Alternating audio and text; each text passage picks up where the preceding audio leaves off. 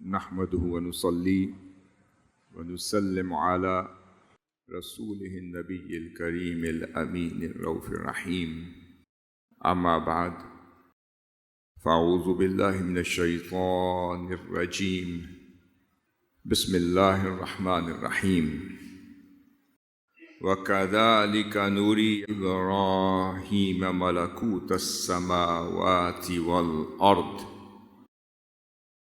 وَلِيَكُونَ مِنَ الْمُوقِنِينَ. صدق اللہ مولانا العظیم.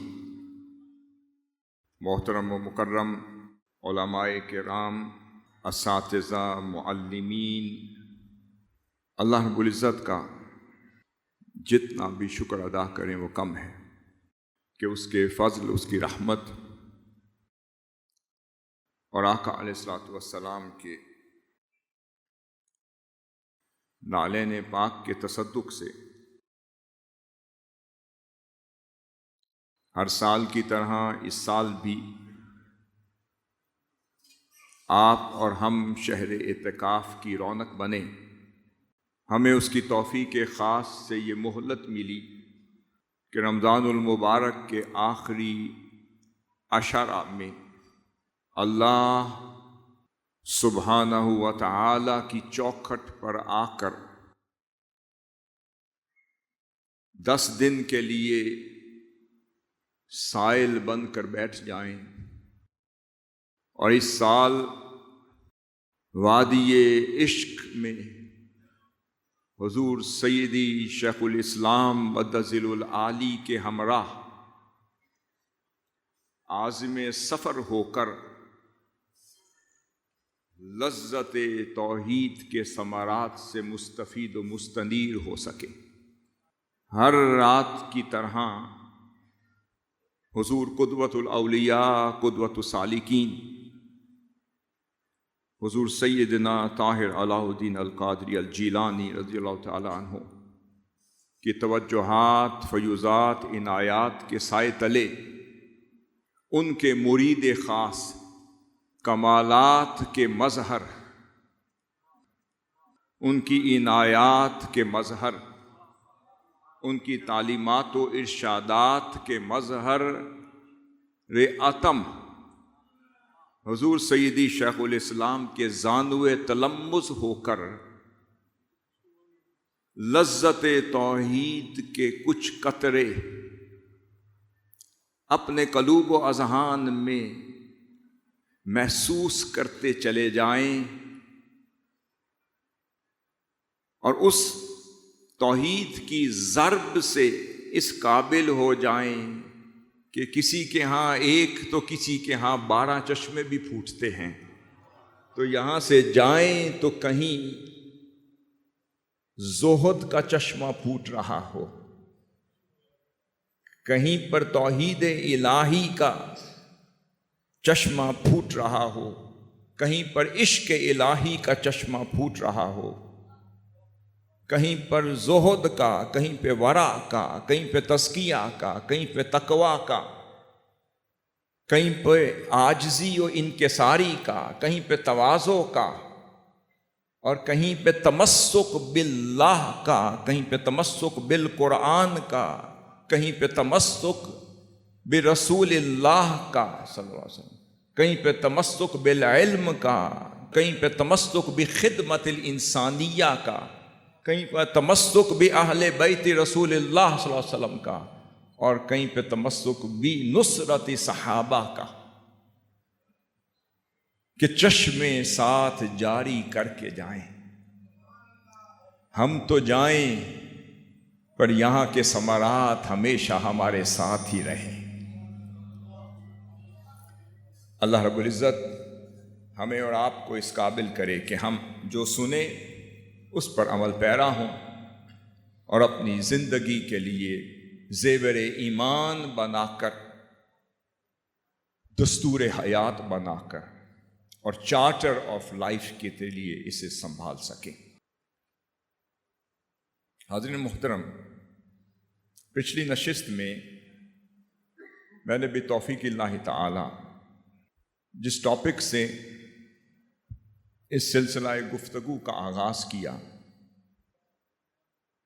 وہ تھا سیرت انبیاء اور شخصیت سازی کے اصول۔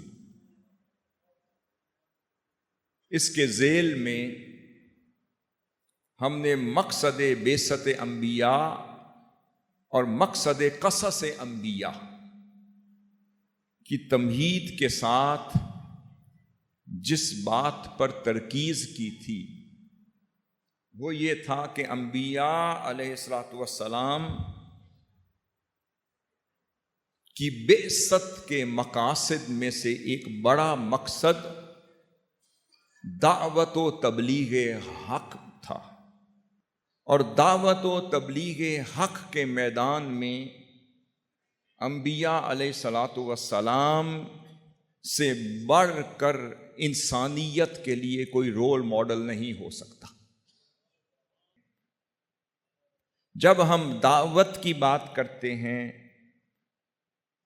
تبلیغ کی بات کرتے ہیں، ارشاد کی بات کرتے ہیں، افہام کی بات کرتے ہیں، تفہیم کی بات کرتے ہیں، کمیونیکیشن کی بات کرتے ہیں، ڈائیلاگ کی بات کرتے ہیں، تو ذہن نشین رہے کہ دعوت کا اہم عنصر ابلاغ ہے۔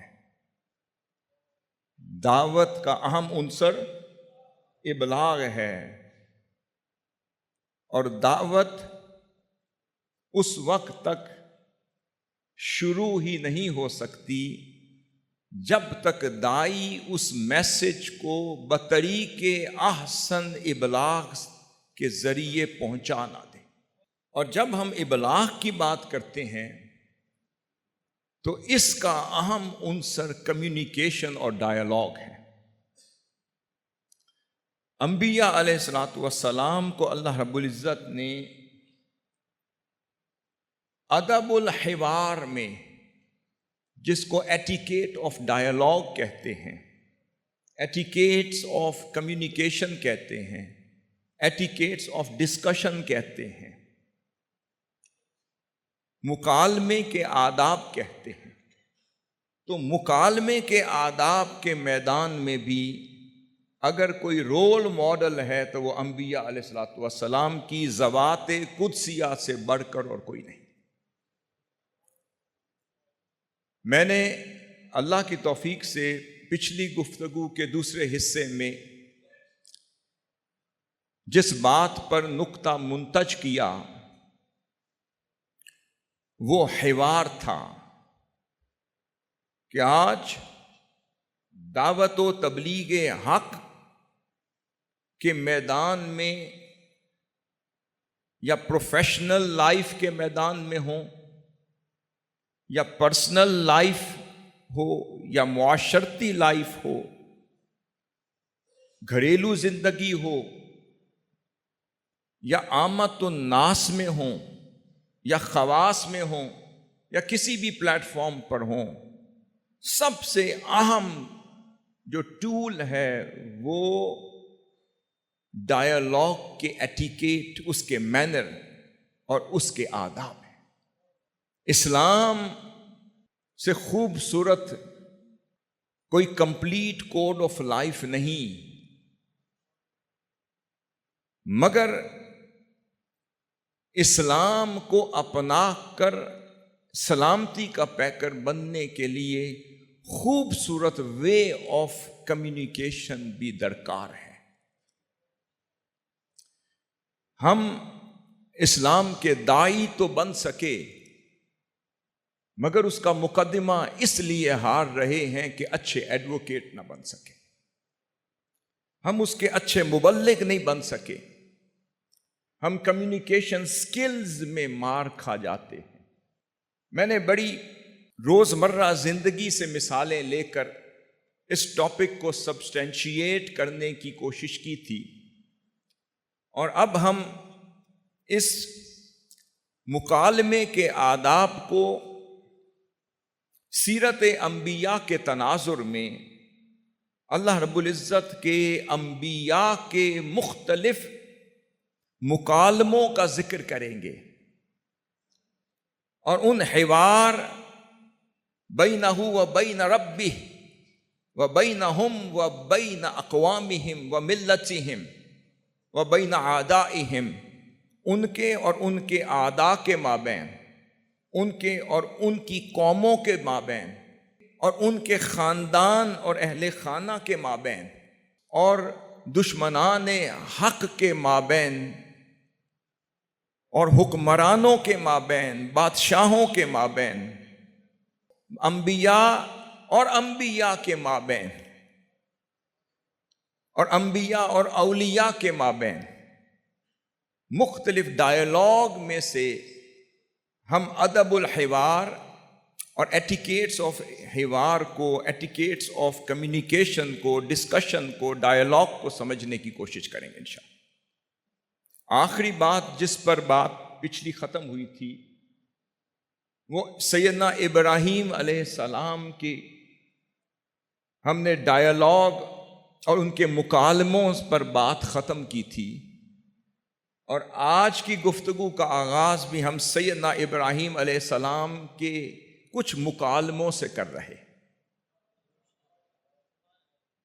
جن کے لیے اللہ رب العزت نے فرمایا کہ ہم نے ابراہیم علیہ السلام کو آسمان اور زمین کی تمام بادشاہتوں سے، یعنی عجائبات خلق دکھائی بھی اور بہرہ بھی کر دیا۔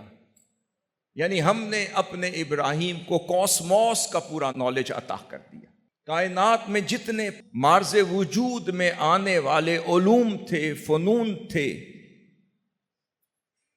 ان کی ڈیٹیلز تھیں، ان کی مائنیوٹ ریئلٹیز تھی، ہم نے اپنے ابراہیم علیہ السلام کو ہر شے سے آگاہ کر دی۔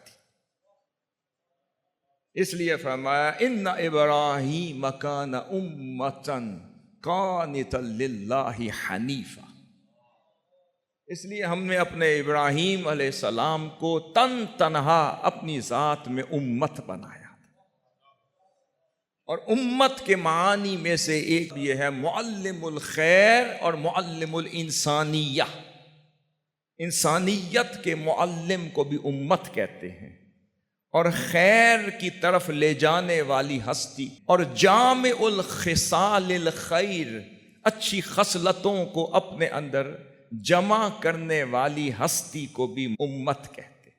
اب سیدنا ابراہیم علیہ السلام کے چند ڈائیلاگ سے آج کی گفتگو کا آغاز کرتے ہیں۔ ذہن نشین رہے کہ اللہ رب العزت نے قرآن مجید میں مختلف شواہد عطا کر دیے، ڈائیلاگ اور کمیونیکیشن اور ڈسکشن کی مختلف کلاسیفیکیشن عطا کر دی۔ کبھی ڈائیلاگ کے ذریعے سے اللہ رب العزت تفکیر کا کام لیتے تھے، اور کبھی مکالمے کے ذریعے سے تشجیع کا کام لیتے تھے، کبھی مکالمے کے ذریعے سے تنذیر کا کام لیتے تھے، کبھی تحریک کا کام لیتے تھے، کبھی تدبیر کا کام لیتے تھے، اور کبھی تبشیر کا کام لیتے تھے۔ کبھی دیکھیں تو انسپریشنل ٹائپ آف ڈائیلاگ نظر آئیں گے، اور کبھی دیکھیں تو موٹیویشنل کائنڈ آف ڈائیلاگ نظر آئیں گے۔ کبھی تنذیر کے ذریعے سے سمجھا رہے ہیں، کبھی تبشیر کے ذریعے سے انہیں رغبت دلا رہے ہیں، کبھی ریشنیر اور لاجک کے ذریعے سے، منطق کے ذریعے سے بات کو سمجھا رہے ہیں، کبھی سٹوری ٹیلنگ سٹائل سے بات کا ابلاغ کر رہے ہیں، اور کبھی تحکیم کے ذریعے سے بات کو سمجھا رہے ہیں۔ اب ہم سیدنا ابراہیم علیہ السلام کے اس مکالمے کی طرف آتے ہیں کہ جو وہ اپنی قوم کو جو بتوں کی پرستش کرتے ہوئے دیکھا، ان سے رہا نہ گیا۔ پھر جب اپنے گھر میں آتے تو اپنے چچا آزر کو انہی بتوں کی پرستش کرتے ہوئے دیکھتے، جس کے لیے لفظ آیا ہے کہ میرے ابا جان یا اباتی۔ اب قرآن مجید کے الفاظ ہیں، فرمایا اذ قال لأبیہ یا اباتی۔ آپ صرف الفاظ پہ غور کریں کہ کمیونیکیشن اس وقت تک مکمل نہیں ہو سکتی جب تک ظاہر اور باطن کو انضمام نہ مل جائے، انسجام نہ مل جائیں، جو بات دل میں ہو وہی بات اگر زبان پر آئے تو چہرہ گواہی دیتا ہے کہ بات سچی ہے۔ ہمارے ہاں مسئلہ یہ ہے، ہم کہہ کچھ رہے ہوتے ہیں، چاہ کچھ رہے ہوتے ہیں، سوچ کچھ رہے ہوتے ہیں، نہ یہ سوچ کا ادب، نہ یہ کلام کا ادب، نہ یہ بیان کا ادب، نہ یہ صحبت کا۔ اب ابراہیم علیہ السلام اپنے والد اس لیے کہا کہ حقیقت میں مفسرین بیان کرتے ہیں وہ چچا تھے، ان کا نام کیا تھا؟ آزر۔ اور اپنے والد گرامی تاریخ کے انتقال کے بعد جنہوں نے آپ کی پرورش کی وہی آپ کے چچا تھے۔ اب پہلی بات انہیں چچا جان نہیں کہا، انہیں اس لیے والد کہہ کر پکارتے رہے کہ بتا دیا پتہ ہے، مگر ادب کا تقاضا یہ ہے جس نے مجھے پالا ہے وہ بھی والد کی جگہ ہے۔ اب بڑے پیار سے کہہ رہے ہیں اذ قال لأبیہ۔ اب قرآن مجید نے بھی انہی الفاظ کو رجسٹر کر لیا جو اللہ کے نبی کی زبان سے نکلے تھے۔ فرمایا یا اباتی، اے میرے بابا جان، اے میرے ابا جان۔ اب کس ریشنل سے بات ہو رہی ہے؟ ہم داعی ہیں، ہم کہتے ہیں جی بات تو میں وہی کروں گا جو میرے دل میں آئے گی۔ بھئی دل ان کے بھی تھے، مگر جن کے دل اللہ کی منشا کے تابع رہتے تھے ان کی زبان بھی منشا ایزدی کے تابع ہو جاتی۔ فرمایا اذ قال لأبیہ یا اباتی، اے میرے ابا جان۔ اب ریشنل دیکھیں، فرماتے ہیں لما تعبد ما لا يسمع ولا يبصر ولا یغنی عنک شیئا۔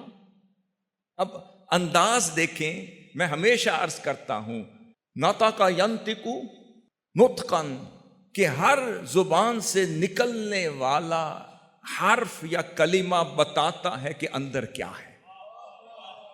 اس لیے اللہ رب العزت نے فرمایا وما ینطق عن الہوی ان هو الا وحی یوحی، کہ میرے محبوب آپ کی شان تو یہ ہے کہ ان کو سمجھ آئے یا نہ آئے آپ تو اپنی منشا سے کچھ فرماتے ہی نہیں، اور وہی کچھ فرماتے ہیں جو منشا ایزدی ہوتا ہے۔ اب فرمایا یا اباتی لما تعبد ما لا يسمع، کہ اے میرے ابا جان آپ بتوں کی پرستش کیوں کرتے ہیں؟ اب ریشنل دیکھیں، ان بتوں کی پرستش کیوں کرتے ہیں؟ ان کے ایٹریبیوٹس کی طرف توجہ دلائی، ان کی خامیوں کی طرف، ان کی حیثیت کی طرف، ایک لاجیکل وے آف اپروچ ہے۔ آج وہی ایڈوکیٹ اسلام کا وکیل ہوگا جسے سمجھ آ جائے کہ میرا مخاطب کون ہے۔ اب یہاں پر اب مکالمہ ہو رہا ہے، فرمایا کہ اے میرے ابا جان آپ ان بتوں کی پرستش کرتے ہیں ما لا یسمع، جو نہ سن سکتے ہیں، ولا یبصر، نہ دیکھ سکتے ہیں، ولا یغنی عنک شیئا، اور کسی برائی کو آپ سے ہٹانے کی بھی طاقت نہیں رکھتے۔ یعنی they are not helpful for anybody, they are of no use۔ جو اپنے اوپر قادر نہیں، جو اپنے اوپر متصرف نہیں، جو اپنے اوپر طاقت نہیں رکھتے، وہ آپ کو کیا دیں گے؟ جو بہرے ہیں، جو نابینے ہیں، جو نہ بول سکتے ہیں، نہ سن سکتے ہیں، نہ دیکھ سکتے ہیں، وہ آپ کے خدا کیسے ہو سکتے؟ جو نہ آپ کا اچھا کر سکتے ہیں نہ برا کر سکتے ہیں، وہ آپ کے معبود کیسے ہو سکتے؟ اب انداز دیکھیں، اب یہ بات کر کے اب ان کی اپروچ میں وزڈم دیکھیں کہ ساتھ ہی آلٹرنیٹو آپشن بھی دے دی۔ فرمایا جب کہ اے میرے ابا جان میری حیثیت یہ ہے کہ یا اباتی، اب میں وہ والا ابراہیم نہیں رہا، میں کچھ اور ہو گیا۔ پہلے تم مجھے کچھ اور سمجھتے ہوگے، اب میری کیفیت بدل گئی۔ اب تو یہ ہے یا اباتی انی قد جاءنی من العلم، اب تو میرے پاس علم نبوت آ چکا ہے، ما لم یأتک، جو آپ کے پاس نہیں۔ دیکھیں کمپیریٹیو سٹڈی کے ساتھ بات ہو رہی ہے فرمایا اب میری وہ حیثیت نہیں رہی، اب میں وہ ابراہیم ہوں جس پر علم نبوت اتارا جا رہا ہے، جسے اللہ رب العزت کی بارگاہ سے رشد و ہدایت مل رہی ہے۔ معلم یاتک، یہ وہ علم ہے جو آپ کے پاس نہیں۔ اور پھر فرمایا فاتبعنی اہدک صراطا سویا، پھر فرمایا اے میرے ابا جان ان کو چھوڑ دیں جو نہ سن سکتے ہیں، نہ بول سکتے ہیں، نہ دیکھ سکتے ہیں، نہ اچھے برے پر متصرف ہیں، انہیں چھوڑ دیں، میرے ساتھ آئیں، میں آپ کو کہیں اور لے چلتا۔ پھر فرمایا کیا کہ ہاں میری اتباع کریں، کیونکہ میرے پاس اس رب کی بارگاہ سے وہ علم آیا ہے جو آپ کے پاس نہیں۔ اور پھر فرمایا کہ میں کیا کروں گا، اہدک صراطا سویا، کہ صراط سوی اسے کہتے ہیں جو قلیل مدت میں جد و جہد قلیل کے ساتھ منزل مراد تک پہنچا دے، اسے صراط سوی کہتے ہیں۔ فرمایا کہ میں بڑی قلیل مدت میں، مختصر سے ٹائم میں، in a very short period of time, میں آپ کو آپ کی ڈیسٹینیشن تک پہنچا دوں گا، کیونکہ اب میں اکیلا نہیں، میرا رب میرے ساتھ ہے۔ پھر کہنے لگے یا اباتی، اے میرے بابا جان، لا تعبد الشیطان، ان شیطانوں کی عبادت مت کریں، ان الشیطان کان للرحمن عصیا، یہ جو شیطان ہیں، جھوٹے معبود ہیں، یہ تو رب رحمان کے بڑے نافرمان ہیں۔ پھر فرمایا یا اباتی، اصل میں بات یہ ہے کہ انی اخاف ان یمسک عذاب من الرحمن فتکون للشیطان ولیا، اگر بات یہ ہے میں اس دن سے ڈرتا ہوں کہ اس رب رحمان کی بارگاہ سے عذاب آئے اور آپ اس عذاب کی لپیٹ میں آ جائیں اور اس شیطان کی اتباع کرنے والوں میں کھڑے ہوں، مجھ سے یہ دیکھا نہیں جائے گا۔ اب بات کا لیول دیکھیں، ابھی افہام و تفہیم کے انداز سے ڈائیلاگ ہو رہا ہے۔ He hasn't lost his temperament. He hasn't said anything which is adverse. ابھی تک politely اور پیسively بڑی خوبصورتی سے ڈائیلاگ فرما رہے ہیں، اب جواب دے رہے ہیں، مگر جو انداز ہے بڑا سٹرونگ ہے، رد عمل بڑا شدید ہے، اور جو کہ ہر داعی کو توقع کرنی چاہیے کہ مد مقابل سے ریاکشن یہی آئے گا۔ مگر آپ نے اسے دیکھ کر بات نہیں کرنی، جس کا پیغام لے کر جا رہے ہیں اس کی شان کو دیکھ کر بات کرنی، جس کے ایڈوکیٹ بن کر جا رہے ہیں اس کے چہرے کو دیکھنا ہے، جس کے ایمبیسڈر بن کر آئے ہیں اس کے مکھڑے کو دیکھنا ہے، جس کی طرف سے بھیجے گئے ہیں اس کی زبان کو دیکھنا ہے، اور جس کا ٹیگ لگا ہوا ہے، جس کا برانڈ لگا ہوا ہے، جس نے آپ کو برانڈڈ کر دیا ہے، آپ نے اس کے چہرے کو دیکھنا ہے۔ اگر وہ چہرہ اتنا حسین ہے تو میری گفتگو بھی تو حسین ہو۔ اب ان کے وہ چچا جواب دینے لگے، اور انداز دیکھیں، کہنے لگے اے ابراہیم اراغب انت عن آلہتی یا ابراہیم، کیا تم ہمارے معبودوں کی سرکشی کر رہے ہو، ان سے اعراض کر رہے ہو، ان کی مخالفت کر رہے ہو؟ اگر بات یہی ہے تب ان کا تھریٹننگ انداز آف ڈائیلاگ دیکھیں تو کہتے ہیں لئن لم تنتہی، اگر تو باز نہ آیا لارجمنک واہجرنی ملیا، پھر میں تمہیں سنگسار کروں گا، پتھر ماروں گا، سزا دوں گا، عذاب دوں گا، اور پھر تجھ سے واسطہ توڑ لوں گا، پھر تیرے راستے جدا، میرے راستے جدا۔ اب اتنا سخت انداز ہے، اس میں شدت ہے، اس میں سختی ہے، اس میں ریئیکشن ہے، اس میں ریٹیلیشن ہے۔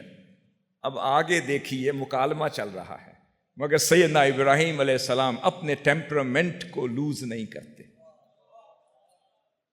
اپنے صبر کا پیمانہ لبریز نہیں ہونے دیتے۔ ہم کیا کرتے ہیں علی سبیل التنزل، آج آپ کی قیادت کو، آپ کے مشن کو کوئی کچھ کہہ دے، آپ تو اسی وقت گریبان پکڑتے ہیں، مگر بتا دیا کہ کیا اللہ کے ابراہیم سے بڑھ کر بھی کوئی ہے؟ اللہ کے انبیاء سے بڑھ کر بھی وہ پیکرے صبر کوئی ہوگا؟ پیکر تسلیم و رضا بھی کوئی ہوگا، پیکر ضبط و ربط بھی کوئی ہوگا، اور اپنے اعصاب پر قابو پانے والی ہستی ان سے بڑھ کر بھی کوئی ہوگی؟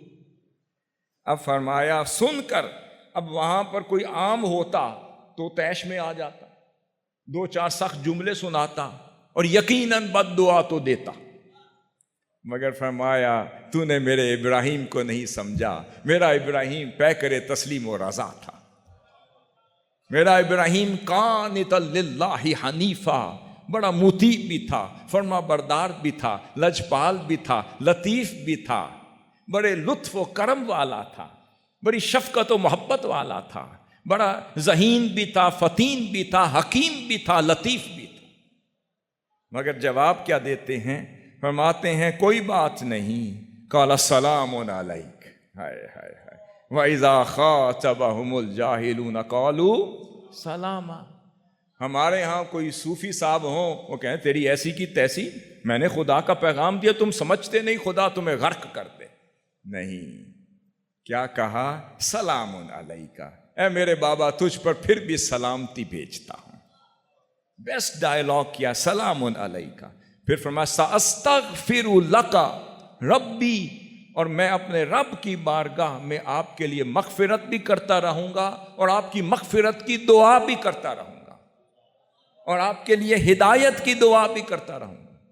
وہ بد دعا دے رہے ہیں، وہ دھمکی دے رہے ہیں، وہ تھریٹننگ انداز سے بات کر رہے ہیں، آپ میں کوئی بات نہیں، مجھے وہ زمانہ یاد ہے جب میرے بابا نہیں تھے، آپ نے میری پرورش کی تھی، میں اس پرورش کی لاج رکھتے ہوئے کہتا ہوں سلام علیکہ، تب بھی آپ پر سلامتی ہو، پھر میں آپ کے لیے ہدایت کی دعا کرتا رہوں گا۔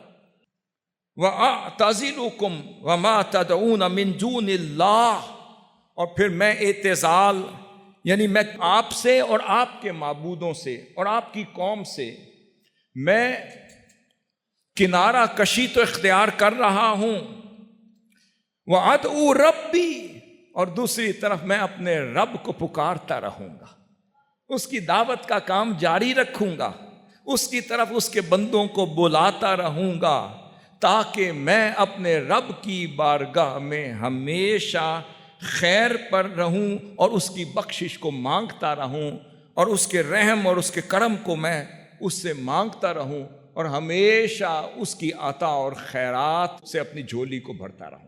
اب غور کیجئے کہ ابراہیم علیہ السلام ڈسکنیکٹ بھی ہوئے تو بڑی لطافت کے ساتھ، بڑی حکمت کے ساتھ، کیونکہ انہیں پتا تھا کہ میں نے ابھی انہیں چھوڑنا نہیں، کہا تو ہے مگر میں بھی تو ابراہیم ہوں، میں بھی اس قوم کو الٹیمیٹلی اس خیر کی طرف لے جانے کا آخری قدم بھی اٹھاؤں۔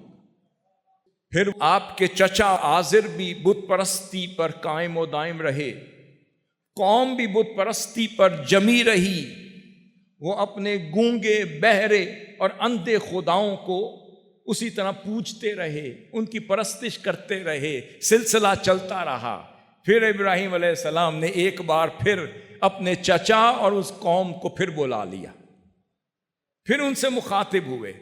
اب ان کا دوسرا ڈائلاگ سنیں، دوسرا مکالمہ سنیں۔ اب فرماتے ہیں دوسرے موقع پر اب اس میں لیڈنگ کویسچن کر رہے ہیں، ان کی فیکلٹی آف مائنڈز کو ایڈریس کر رہے ہیں، پھر کبھی تذکر کے ذریعے سے، کبھی تفکر کے ذریعے سے، کبھی تدبر کے ذریعے سے ان کی توجہ اس حقیقت کی طرف دلا رہے ہیں۔ پھر دوسرے مقام پر فرماتے ہیں، پھر ایک اور موقع پر پھر فرمایا اِذْ قَالَ لِأَبِيهِ وَقَوْمِهِ مَا تَعْبُدُونَ، ابھی رکے نہیں، پھر دوبارہ ڈائلاگ کیا، مگر ڈائلاگ کا پھر انداز ڈیفرنٹ تھا، ریشنل ڈیفرنٹ تھی، منطق ڈیفرنٹ تھی، حکمت ڈیفرنٹ تھی۔ پتہ یہ چلا کہ دعوت کا کبھی بھی ایک انداز نہیں ہوتا، دعوت کے 20 انداز ہوتے ہیں، ہر شخص کی اپنی ذہنی سطح کے مطابق دعوت دی جاتی ہے۔ کوئی شخص پوچھتا ہے کہ آج علی سبیل التنزل منہاج القرآن کی دعوت کیسے دیں، آج کے دور میں خدمت دین کی دعوت کیسے دیں؟ لوگ تو بیزار ہو رہے ہیں، لوگ تو دین کا نام نہیں سنتے، لوگ تو ریلیجیوسٹی کی طرف قائل نہیں ہوتے، لوگ تو اپنی دنیا میں آباد ہیں، آپ بات کریں تو وہ آپ کے پوسچر کو دیکھ کر متنفر ہو جاتے ہیں. آپ کیسے بات کریں, کیسے قائل کریں؟ تو بھائی اگر دعوت کا ایک انداز ہوتا تو بات مشکل ہوتی. اللہ نے فرما دیا میرے جتنے انبیاء تھے میں نے اتنی دعوت کے انداز بنا دی. میں نے ہر نبی کو اس کی قوم کے لیے ایک نیا انداز دعوت دیا, ایک نیا انداز حوار دیا, مکالمہ دیا, ڈائلاگ دیا. ہر کسی کا تخاطب ڈفرنٹ تھا, ہر کسی کا نالج ڈفرنٹ تھا, ہر کسی کی اپروچ ڈفرنٹ تھی, ہر کسی کے ریشنل ڈفرنٹ تھے, ہر کسی کی منطق ڈفرنٹ تھی. کوئی وہاں سے بات شروع کرتا تھا, کوئی یہاں سے بات شروع کرتا. آپ فرمانے لگے قال لأبیہ وقومہ ما تعبدون. اب ایک لیڈنگ کویسچن کر رہے ہیں, انٹروگیٹ کر رہے ہیں, ان کے ذہن کو ان سوالات کی طرف مائل کر رہے ہیں, مبذول کر رہے ہیں. اب فرمایا کہ اے میری قوم یہ بتاؤ کہ تم کس خدا کی پوجا کرتے ہو, کس خدا کی عبادت کرتے ہو.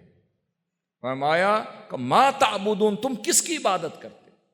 اب جواب دیا قالوا نعبد اصناما فنظل لها عاکفین. فرماتے ہیں ہم تو بتوں کی پرستش کرتے ہیں اور انہی کی عبادت اور خدمت کرتے ہیں اور اسی پہ جمے رہتے ہیں. اب آپ کا سوال سنیے, یہ حکمت ہے جو آج کے داعی کو اپنانے کی ضرورت ہے. ہر شخص کو, خواہ آپ کارپوریٹ سیکٹر میں ہیں, بزنس سیکٹر میں ہیں, انجینئرنگ میں ہیں, سائنس میں ہیں, لٹریچر میں ہیں, فلسفی میں ہیں, ٹیچنگ میں ہیں, خواہ آپ وکیل ہیں, خواہ آپ جج ہیں, مگر انداز تخاطب پہ ذرا غور کریں. آپ فرماتے ہیں یہ بتاؤ هل يسمعونکم اذ تدعون, کہ جب تم انہیں پکارتے ہو کیا وہ تمہیں سنتے؟ ایک اور انداز ہے ان کی توجہ مبذول کرنے کا. پھر کہتے ہیں او ينفعونکم او یضرون, کیا وہ تمہیں کوئی فائدہ پہنچا سکتے ہیں یا تمہیں کوئی نقصان پہنچا سکتے؟ وہ کہنے لگے کہ نہیں, وہ تو نہیں کر سکتے. پھر کہنے لگے بات کیا؟ کہتے ہیں بات یہ قالوا بل وجدنا آباءنا کذالک یفعلون, اور تو کچھ نہیں پتا, ہم نے اپنے آباء و اجداد کو یہی کرتے دیکھا. اب توجہ دلا دی, کامیاب ہو گئے. کہتے ہیں جس رب کی, جس خدا کی, جس معبود کی تم پوجا کرتے ہو, نہ تمہاری دعاؤں کو سن سکتا ہے, تمہیں دے گا کیا؟ تمہیں نہ دیکھ سکتا ہے تمہارے اچھے برے کا. اب وہ کہنے لگے ہوں گے ہاں بھئی ابراہیم بتاؤ پھر تمہارا رب. خود سے فرمایا ہاں میرا رب اور ہے. وہ کون ہے؟ الذی خلقنی فہو یہدین, جس نے مجھے پیدا کیا ہے وہ مجھے ہدایت بھی دیتا ہے. انداز دیکھیں, لیڈنگ کویسچن کمپیریٹیو انالیسس کے ساتھ. فرماتے ہیں میں تمہیں آلٹرنیٹیو آپشن دے رہا ہوں. تمہارے رب وہ ہیں جو کچھ نہیں کر سکتے, میرا رب وہ ہے جو سب کچھ کرتا ہے. فرمایا جس نے مجھے پیدا کیا وہ مجھے ہدایت بھی دیتا ہے. والذی ہوا یطعمنی ویسقین, جو مجھے کھلاتا ہے وہ مجھے پلاتا بھی ہے. پھر فرمایا وَإِذَا مَرِضْتُ فَهُوَ يَشْفِينِ, اور جب میں بیمار ہو جاؤں تو مجھے شفا بھی عطا کرتا. پھر میں وَالَّذِي يُمِيتُنِي ثُمَّ يُحْيِينِ, اور جب میں مر جاؤں تو مرنے کے بعد مجھے اٹھانے پر بھی قادر ہے. فرمایا الذی اطمع ان یغفر لی خطیئتی یوم الدین, اور پھر میں امید رکھتا ہوں کہ روز قیامت بھی میرے گناہوں کو معاف کر دے گا. حاضر محترم, ہم سمجھتے ہیں کہ ایک ہی انداز سے ہی خطاب ہو سکتا ہے. انہوں نے کہا نہیں, میں ایک ہی بات کروں گا, پھر نئی دلیل سے کروں گا, پھر نئے براہین سے کروں گا, نئے ریفرنسز سے کروں گا, نئی حجت سے کروں گا, نئے ریشنل سے کروں گا, کہ شاید کہ میری بات تیرے دل میں اتر جائے. اس کے بعد اب سیدنا نوح علیہ السلام کے لیے اللہ رب العزت نے فرمایا لقد ارسلنا نوحا الی قومہ, کہ میرے محبوب ہم نے اپنے نوح کو بھی ان کی قوم کی طرف رسول بنا کر بھیجا, مبعوث کیا. اب وہ بھی انہیں دعوت دیتے تھے, ان سے ڈائلاگ کرتے تھے, انہیں توحید کی طرف بلاتے تھے. پوری قوم کے لیے ایک کلچرل اور ایک نئی سویلائزیشن کا ماڈل عطا کرنے والی شخصیت کا نام سیدنا نوح علیہ السلام. آپ نے اپنے دور کی قوم کو جو تباہ ہونے والی تھی، جو برباد ہونے والی تھی، جو اس طوفان نوح میں غرق ہونے والی تھی، اس کی بھی ایک حکمت پوشیدہ تھی کہ ان کو آپ ایک نئی ثقافت کی طرف لے کر جانے والے تھے، ایک نئی سویلائزیشن عطا کرنے والے تھے، نئی ڈائریکشن دینے والے تھے، زندگی گزارنے کے نئے پروٹوکولز دینے والے تھے، لنگوسٹک سائنس کا آغاز کرنے والے تھے، نئی ایتھکس، نئی مورالٹیز، نئے مینرز عطا کرنے والے تھے۔ اور پھر سیدنا نوح علیہ السلام ہی تھے جن کے فرزند سے سام بن نوح سے جو سامی لغات کا مجموعہ اخذ ہو رہا ہے، جس کو ایفرو ایشین لینگویجز کہتے ہیں، اس کے بانی بھی سیدنا نوح علیہ السلام کی ذات اقدس ہے۔ پھر آپ نے ایک نیا تمدن عطا کیا، ایک نیا زمانہ دیا، ایک نیا کلچر دیا، ایک نئے ایتھکس دیے، ایک نئے نارم دیے۔ اور وہ کب دیے؟ کہ جب ان کی نسل کرپٹ ہو رہی تھی، جب وہ نسل تباہ ہو رہی تھی، برباد ہو رہی تھی، تو اللہ رب العزت نے جب کشتی بنانے کا حکم دیا تو سمجھ لیں کہ وہ ایک منی ورلڈ تھا، ایک چھوٹی کائنات تھی جو سیدنا نوح علیہ السلام اپنے ہاتھوں سے بنا رہے تھے۔ بات کو سمجھنے کا انداز ہے، میں اس کو انٹرپریٹ کر رہا ہوں اور میری کتاب میں بھی یہ ساری چیزیں شامل ہوں گی انشاءاللہ۔ اللہ رب العزت نے فرمایا قُلْ نَحْمِلْ فِيهَا مِنْ كُلِّ زَوْجَيْنِ اثْنَيْنِ وَأَهْلَكَ إِلَّا مَنْ سَبَقَ عَلَيْهِ الْقَوْلُ۔ اب اللہ رب العزت نے فرمایا کہ اے نوح، اس کشتی میں جو تو ایک نئی دنیا آباد کر رہا ہے، ایک نئی سویلائزیشن کا آغاز ہونے والا ہے، ایک نئی کائنات مارز وجود میں آ رہی ہے، تو فرمایا یہ لوگ تباہ ہو جائیں گے، تیری ذریت اور تیرے قریبی لوگ جو ایمان پر قائم رہیں گے ان کے علاوہ کوئی نہیں بچے گا۔ تو فرمایا اے نوح، ہر جنس میں سے نر اور مادہ 2 عدد پر مشتمل جوڑے اسی کشتی میں سوار کر لے۔ پھر فرمایا اور اپنے گھر والوں کو بھی اس میں سوار کر لے۔ پھر فرمایا سوائے ان کے جن پر ہلاکت کا فرمان پہلے صادر ہو چکا ہے، اس کے علاوہ کوئی نہیں بچے گا۔ اب نوح علیہ السلام سمجھ گئے اور بات سمجھ آ گئی، جو نسل کرپٹ ہو جائے پھر اللہ رب العزت اس سے بھی آگے دین کی نشر و نما کی کوئی توقع نہیں رکھتا۔ پھر اللہ رب العزت ایک نئی نسل کی تیاری کا سلسلہ شروع کر دیتا ہے تاکہ ایک نئی نسل پیدا ہو جائے، ان میں نئے عقیدے ہوں، نئے ارادے ہوں، نئے ولولے ہوں، نئی فکر ہو، نیا نظریہ ہو، نیا کلچر ہو، نیا تمدن ہو، نئی ثقافت ہو، نئی لغت سے ہم آہنگ ہوں، اور قوم کی تشکیل نو کا سلسلہ شروع ہو جاتا۔ اب یہ بات کہاں سے سمجھ آئی کہ اللہ رب العزت نے قرآن مجید میں فرمایا یا ایھا الذین آمنوا من یرتد منکم عن دینہ فسوف یأتی اللہ بقوم یحبہم ویحبون۔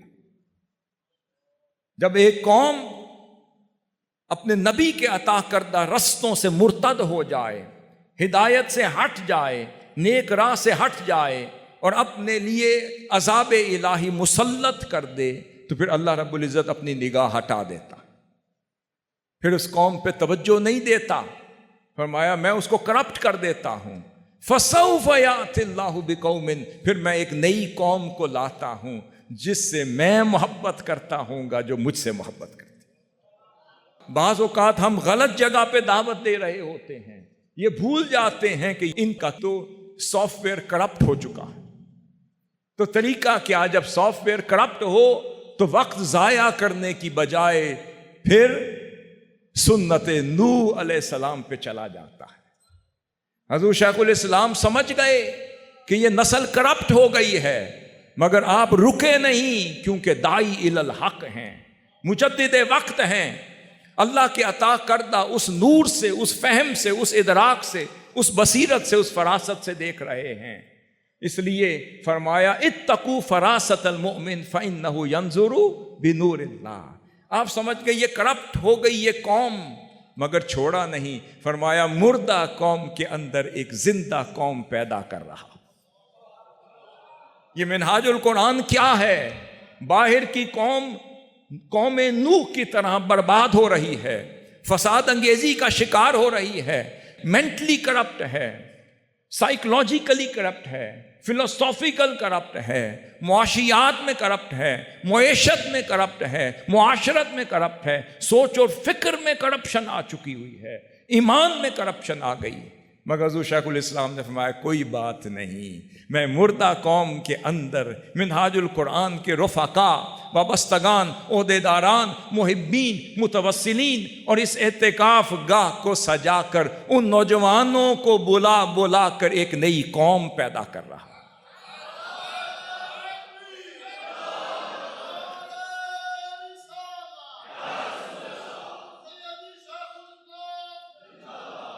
اور اس قوم کی پہچان کیا ہے؟ اللہ رب العزت نے فرما دیا یحبہم ویحبونا، جس سے خدا محبت کرتا ہوگا اور جو خدا سے محبت کرتے ہوں۔ اب میری بات کا جواب دیں کہ اگر خدا آپ سے محبت نہ کرتا تو در قدوۃ الاولیاء دکھاتا؟ اگر خدا آپ سے محبت نہ کرتا تو شہر اعتکاف کی طرف بلاتا؟ اگر خدا آپ پر نگاہ نہ کرتا تو اپنے در کی چوکھٹ پر بلاتا؟ اگر آپ پہ کرم نہ کرتا تو 10 راتوں کے لیے حضور شیخ الاسلام کی صحبت میں بٹھا کر لذت توحید کے سفر کرواتا، جام توحید پہ لاتا، جام عشق پہ لاتا، اس کی قربت کے رستے دکھاتا، اس کی معیت کے سفر پر لے جاتا، اس کی محبت کے جام بھر بھر کر پلوائے جاتے؟ پتہ چلا وہاں چلے تب تھے، پہلا قدم تب اٹھایا جب خدا نے آپ کو دیکھا ہے۔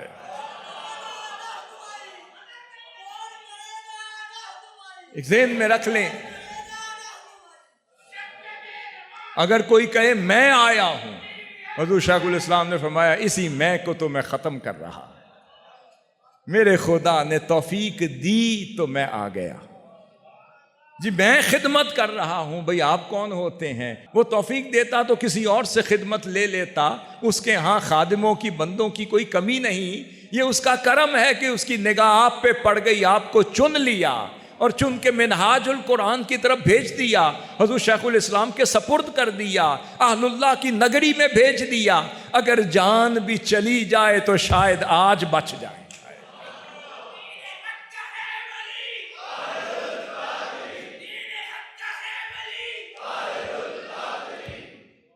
حضرت بایزید بسطامی رضی اللہ تعالیٰ عنہ نے فرمایا کہ اے بندے کوشش کر کہ تجھے اللہ کے ولی کے دل میں کوئی جگہ مل جائے، اللہ کے ولی کی قربت مل جائے، اللہ کے ولی کی نگاہ میں آ جا۔ پوچھا حضرت کیسے؟ بھئی تو اللہ کا ولی ڈھونڈ، جب مل جائے تو اس سے محبت کیا کر، شاید کہ اس کے دل میں تجھے کچھ جگہ مل جائے۔ پوچھا حضور کیوں؟ فرمایا تم نے سنا نہیں کہ آقا صلی اللہ علیہ وسلم نے فرمایا کہ اللہ تعالیٰ ایک دن میں اپنے ولی کے دل پر 70 دفعہ نگاہ ڈالتا۔ کیا پتا 70 دفعہ میں سے کوئی ایک دفعہ نگاہ پڑے، اللہ کے ولی کے دل میں لکھے ہوئے ناموں میں ایک نام تیرا بھی ہو، اور خدا کی نگاہ پڑ جائے اور تیرا کام بن جائے۔ اس لیے جہاں اہل اللہ کی بستی دیکھیں تو آ جایا کریں۔ آج یہ اہل اللہ کی بستی ہے، یہ مقربین کی بستی ہے، یہ مومنین کی ہے، یہ صالحین کی ہے، یہ خاشعین کی ہے، یہ محسنین کی ہے۔ حضور شیخ الاسلام فرماتے ہیں کہ میری تو اجرت ادھر ہے، میری تو خوشی یہ ہے کہ یہ نوجوان سنور جائیں اور جب خدا کے حضور جائیں تو آقا صلی اللہ علیہ وسلم کی بارگاہ میں یہ پیش کیے جائیں اور حضور مسکرا کے کہہ دیں کہ کتنا اچھا سودا لے کر آئے ہو۔ حاضر محترم، اب نوح علیہ السلام نے اپنی ایک نئی دنیا آباد کر دی، ایک نیا کلچر دے دیا، اور ان کی ذریت میں سے قریبی لوگوں کے سوا کوئی نہ بچا۔ اللہ رب العزت نے فرمایا کہ لما خرج نوح من السفینہ مات من کان معہ من الرجال والنساء، کہ فرمایا جب نوح علیہ السلام کی کشتی کنارے لگی تو ان کی ذریت میں سے چند لوگ، چند مرد، چند عورتوں کے علاوہ کوئی نہ بچا۔ اس کا مطلب کہ جب پوری نسل کرپٹ ہو جائے تو اللہ رب العزت کی شان یہ ہے وہ پرواہ نہیں کرتا۔ آج منہاج القرآن اس تجدید دین اور احیاء اسلام کے ذریعے سے اس قوم میں نئی فکر، نئی امنگ، نیا تمدن، نیا کلچر، نیا لباس، نئی سوچ، نیا انداز اور نیا مکالمہ کا انداز عطا کر رہا ہے، ایک نئے ایڈوکیٹ بنا رہا ہے۔ یہ جو نوجوان ہیں جائیں تو سودا مکمل لے کر جائیں، کمپریہنسولی اکوپڈ ہو کر جائیں کہ بات کیسے کرنی ہے، گفتگو کیسے کرنی ہے، مخاطب کیسے کرنا ہے، صبر کیسے کرنا ہے، پیشنس کیسے دکھانی ہے، ریزیلینس کیسے دکھانی ہے، ریٹیلیٹ نہیں کرنا، ریئیکٹو نہیں ہونا۔ اگر کوئی قوم آپ کو برا بھلا بھی کہہ دے تو انبیاء کی سیرت کو پڑھتے رہنا۔ اب واپس چلتے ہیں سیدنا نوح علیہ السلام۔ سیدنا نوح علیہ السلام کا انداز دیکھیں۔ اب پھر وہ اپنی قوم کو مخاطب کر رہے ہیں اور فرما رہے ہیں فقال یا قومی۔ اب نوح علیہ السلام کا ڈائیلاگ دیکھیں، فرماتے ہیں میری قوم اعبدوا اللہ، بس تم اللہ کی عبادت کیا کرو، ما لکم من الہ غیرہ، کہ اللہ کے سوا بھی کوئی اور معبود ہے۔ اب یہ بات کر رہے ہیں، پھر فرمانے لگے انی اخاف علیکم عذاب یوم عظیم۔ اصل بات یہ ہے کہ میں اس روز قیامت کا خوف رکھتا ہوں کہ وہ آئے اور تم اس قابل نہ ہو اور اس کی پکڑ میں آ جاؤ۔ اب وہ قوم جواب دے رہی ہے، اس کا جواب سنیے۔ وہ کہنے لگی قال الملأ من قومہ، اس قوم کے رئیسوں نے اور سرداروں نے مخاطب ہو کر کہا اے نوح، بات یہ ہے انا لنراک فی ضلال مبین، اے نوح ہم تو آپ کو کھلی گمراہی پر دیکھتے۔ اب جواب دیکھیں، اے نوح ہم تو آپ کو گمراہ سمجھتے ہیں، آپ تو کھلی گمراہی پر گامزن ہیں۔ یہاں پر کوئی اور ہوتا تو ریئیکٹو ہوتا، انہوں نے کہا جی میں تمہارے لیے اپنا تن من دھن قربان کر کے آیا ہوں، تم مجھے گمراہ کہتے ہو؟ نہیں فرمایا۔ اب جواب کیا دیا؟ قال یا قومی، اب پیار سے جواب دے رہے ہیں، لیس بی ضلالہ، مجھ میں کوئی گمراہی تو نہیں ہے۔ انداز دیکھیں، پھر میں ولکنی رسول من رب العالمین، مگر میں تو اس تمام جہانوں کے رب کی طرف سے رسول بنا کر بھیجا گیا، میں تو اس کا پیغام لے کر آیا ہوں، مجھ میں تو کوئی گمراہی نہیں۔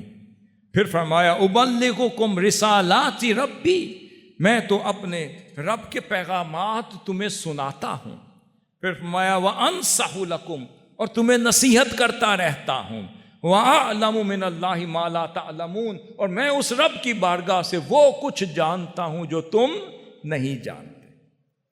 اب یہ کہہ کر پھر ایک بڑی خوبصورت بات کی، فرمایا کہ بات یہ ہے اَجِبْتُمْ أَنْ جَاءَكُمْ ذِكْرٌ مِّن رَبِّكُمْ عَلَىٰ رَجُلٍ مِّنْكُمْ، فرمایا کہ اصل میری قوم بات یہ تو نہیں کہ تم سے یہ برداشت نہیں ہو رہا، کیا تمہیں اس بات پہ تعجب ہے؟ کیا تمہیں اس بات پہ تعجب ہے کہ رب کی طرف سے تم ہی میں سے ایک شخص اور ایک مرد اپنی زبان سے اس کی نصیحتیں تمہیں سنا رہا ہے؟ کیا تمہیں یہ فکر ہے کہ ہم ہی میں سے یہ شخص اٹھا ہے اور پھر خدا کا پیغام ہمیں دے رہا ہے؟ کیا اس بات پہ تعجب ہے؟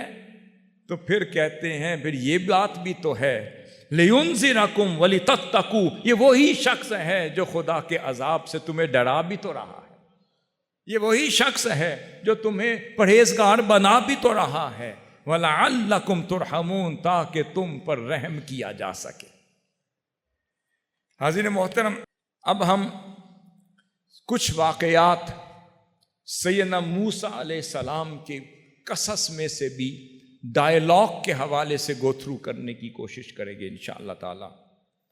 سیدنا موسیٰ علیہ السلام جب مصر سے روانہ ہوتے ہیں تو روانہ ہوتے وقت ایک قبطی شخص کو جب گھونسا مارتے ہیں تو وہ جاں بحق ہو جاتا ہے۔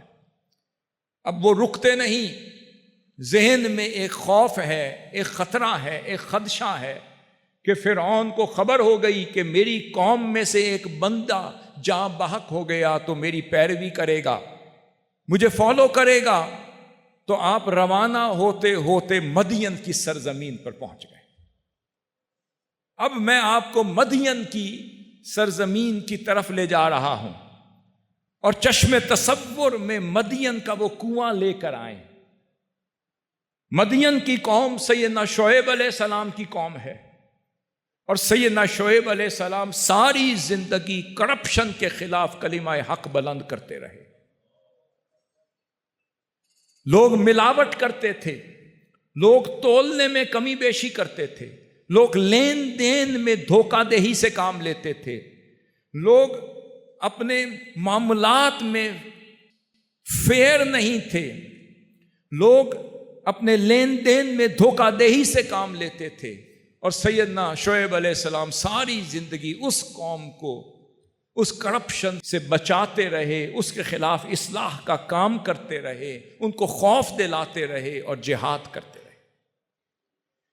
اب موسیٰ علیہ السلام وہاں پہنچتے ہیں۔ اب قرآن مجید کے الفاظ ہیں، پھر ڈائیلاگ کی طرف آتے ہیں۔ قرآن مجید کے الفاظ ہیں، فرمایا وَلَمَّا تَوَجَّهَ تِلْقَاءَ مَدْيَنَ قَالَ عَسَىٰ رَبِّي أَن يَهْدِيَنِي سَوَاءَ السَّبِيلِ، کہ جب موسیٰ علیہ السلام نے مدین کی طرف رخ کیا اور کہا کہ امید ہے کہ میرا رب یہاں مجھے منزل مراد تک پہنچا دے اور سیدھی راہ دکھا دے۔ اب وہاں اچانک دیکھتے ہیں وَلَمَّا وَرَدَ مَاءَ مَدْيَنَ، اب وہاں پر مدین کا کنواں دیکھتے ہیں، اور مدین سیدنا اسحاق علیہ السلام کے بھائی کا نام تھا، انہی کے نام سے اہل محلہ کو، اہل علاقہ کو وہ لقب دیا گیا، اہل مدین۔ اب وہ وہاں پر کہتے ہیں کہ میں امید رکھتا ہوں کہ میرا رب مجھے منزل مقصود تک پہنچا دے گا۔ اور جب وہ مدین کے کنویں تک پہنچے تو دیکھتے ہیں کہ وہاں لوگوں کا ایک ہجوم ہے، ایک رش ہے، افراتفری کا ایک عالم ہے۔ وہاں لوگوں کی بے راہ روی کا ایک منظر دیکھتے ہیں، لوگوں کی اخلاقی بے راہ روی کا اور گراوٹ کا ایک منظر نامہ پیش ہو رہا ہے۔ لوگوں میں افراتفری ہے، نفسا نفسی ہے، ہر کسی کی کوشش ہے کہ میری بکریاں پہلے پی لیں، ہر کسی کی کوشش ہے کہ میں اپنا پانی پہلے بھر لوں، نہ کسی کو کسی کی پرواہ ہے، نہ کسی کو کسی کی فکر ہے۔ اب سیدنا موسیٰ علیہ السلام اللہ کے نبی ہیں، دور کھڑے اس قوم اور مدین کے باشندوں کی کیفیت کا مشاہدہ کر رہے ہیں۔ اس دوران دیکھتے ہیں وجد من دونہم امرأتین تذودان، ساتھ ہی دیکھتے ہیں کہ ایک طرف ایک سہمی ہوئی دو عورتیں اپنی بکریوں کو روکے ہوئے ایک سائڈ پہ کھڑی، سہمی ہوئی اپنی بکریوں کو روکے ہوئے ایک سائڈ پہ کھڑی ہیں اور اپنی باری کا انتظار کر رہی ہیں۔ سیدنا موسیٰ علیہ السلام مشاہدہ کر رہے ہیں، نہ کسی شخص کو پرواہ ہے کہ ہمارے ہاں کوئی مستورات بھی ہیں۔ یہ تو بعد میں پتا چلا کہ وہ اللہ کے نبی شعیب علیہ السلام کی صاحبزادیاں ہیں، قوم وہی ہے، اللہ کے نبی بھی انہی میں بھیجے گئے، ساری زندگی تبلیغ بھی کرتے رہے، توحید کا پیغام بھی دیتے رہے، کرپشن سے بچاتے بھی رہے، ان کے اصلاح احوال کی فکر بھی کرتے رہے، مگر قوم کا حال دیکھیں کہ انہیں فکر ہی نہیں کہ اللہ کے نبی کی صاحبزادیاں ہیں، نہیں، یہ عکاسی ہو رہی تھی ان کی کیفیت کی۔ آپ رک نہ سکے، آپ اسی وقت بڑھے کہ میں ان مقدس بیبیوں سے پوچھتا ہوں کہ کیا میں ان کی کوئی ہیلپ کر سکتا ہوں۔ اب یہاں پر خدمت دین کے جذبے کی بات ہو رہی ہے۔ اللہ کے نبی کی پہلی خوبی یہ ہوتی ہے جو کسی سے پوچھتا نہیں، جہاں انسانیت کو ضرورت ہوتی ہے وہاں اللہ کے نبی پہنچ جاتے، جہاں انسانیت بے راہ روی کا شکار ہوتی ہے ان کی ہدایت کے لیے اللہ کے نبی وہی ہوتے ہیں، ان کی رشد و ہدایت کے لیے پہل وہی کرتے ہیں، خدمت انسانیت کے لیے پہلا قدم وہی اٹھاتے ہیں۔ اب دیکھیں، آپ کو کسی نے نہیں کہا، آپ مجھے کہیں سے بھی کوئی ریفرنس دے دیں، نہ اللہ نے وحی کی، نہ اللہ رب العزت نے القاء کیا، نہ کسی فرشتے کو بھیجا، نہ پیغام آیا، نہ فرمایا اے موسیٰ جاؤ ان بیبیوں کی مدد کر دو۔ اس کا مطلب ہے اسی کو سرونٹ لیڈر کہتے ہیں، اسی کو شیپرڈنگ لیڈر کہتے ہیں، اسی کو خدا داد صلاحیت والا لیڈر کہتے ہیں۔ قوم کا لیڈر، قوم کا مربی، قوم کا شیخ، قوم کا نبی، قوم کا دائی حقیقی وہ ہوتا ہے جو خود سے پہنچ جائے جہاں اس کی ضرورت ہو۔ آپ آگے بڑھے اور جا کر پوچھتے ہیں ما خطبکما، کہ اے مقدس بیبیوں کہ آپ دونوں اس حال میں کیوں کھڑی ہیں؟ اب وہ بڑے ان کا مکالمہ شروع ہو گیا۔ میں ڈائیلاگ کی بات کر رہا ہوں، یہاں ڈائیلاگ کا انداز اور ہے، اس میں شفقت ہے، اس میں انس ہے، اس میں خیر خواہی جھلک رہی ہے، اس میں خدمت انسانیت کا جذبہ غالب ہے۔ وہ پوچھتے ہیں ما خطبکما، آپ اس حال میں کیوں کھڑی ہوں؟ وہ کہنے لگی قالتا، دونوں یک زبان ہو کر کہنے لگی لا نسقی حتی یصدر الرعاء وابونا شیخ کبیر۔ فرماتے ہیں ہم اس وقت تک اپنی بکریوں کو پانی نہیں پلا سکتی جب تک یہ چرواہے اپنے مویشیوں کو پانی پلا کر نہ چلے جائیں۔ اب وہ کتنی ذہین تھیں، کیونکہ وہ اللہ کے نبی کے گھر میں جو پرورش پا رہی تھیں، انہوں نے اپنے والد صاحب کا تعارف نہیں کرایا۔ ہم میں سے کوئی اور ہوتا تو پہلے ریفرنس دے دیتا، میں جی ان کا بیٹا ہوں، میں تو ان کی بیٹی ہوں۔ آپ نے فرمایا ابونا شیخ کبیر، یہ نہیں فرمایا کہ میں شعیب علیہ السلام اللہ کے نبی کی صاحبزادی ہوں۔ یہ دیکھیں قوم کا یہ حال ہے، ان کو پرواہ نہیں، کوئی ریٹیلیشن نہیں، کوئی ری ایکشن نہیں، وہ صبر کے ساتھ کھڑی ہیں، تحمل سے کھڑی ہیں، برداشت سے کھڑی ہیں۔